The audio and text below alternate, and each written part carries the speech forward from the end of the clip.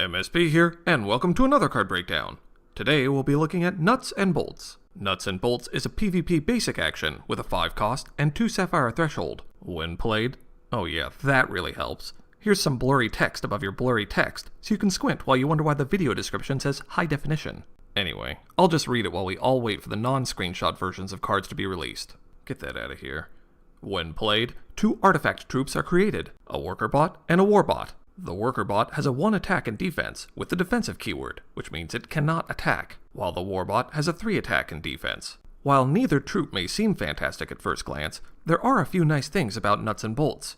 When used, you get offensive power with the war bot, as well as some defense with the chump blocking worker bot, both out of 1 card.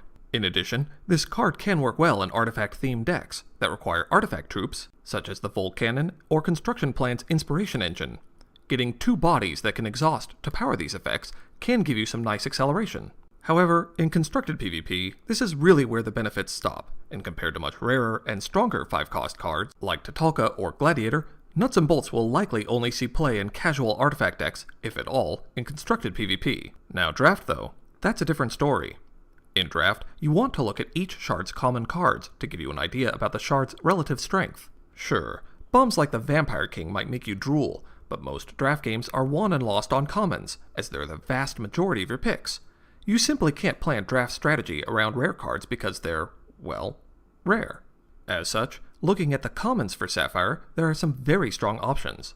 The Thunderbird for elusiveness and aggression, the Buccaneer and counter magic for control, Oracle Song for card draw, and Nuts and Bolts for a mid to late game troop surge. Sure, you won't feel like you won the lotto when you see Nuts and Bolts, and it wouldn't necessarily be your first pick, unless the rest of the pack is either atrocious or doesn't fit your shards. But make no mistake, this is a solid draft card that helps to put Sapphire in a very strong position at this stage of the card reveals. The recommendation of Sapphire as a draft color is subject to change based on all card reveals of this and future sets, and should in no way be reflective of Mr. Serious Business's final opinion on what will or won't be the shards you should focus on in draft. You done now, Legal? Thanks. Inspiring people with confidence for sure. Looking at PvE, the Trinket adds an additional worker bot to the mix, which can be a boon in beginner artifact decks to power the previously mentioned Volt Cannon. Obviously, once your deck has rarer cards and equipment, this can be put aside. The weapon will be mandatory for decks which include Zarlox, as doubling the effect. No, I'm just messing with you. Obvious error is obvious. I mean, they could have put any card's abilities on it. Wait, that one looks familiar. Jeez! Oh, get the heck out of here! Twice now. Anyway, so what could this be instead? Well, based on other uncommon equipment for actions, this could potentially reduce the cost of Nuts and Bolts by 1, possibly ready an artifact when it's played, or maybe upgrade a worker bot to a war bot. Nothing earth-shattering for sure, and easy to skip outside of the aforementioned beginner deck.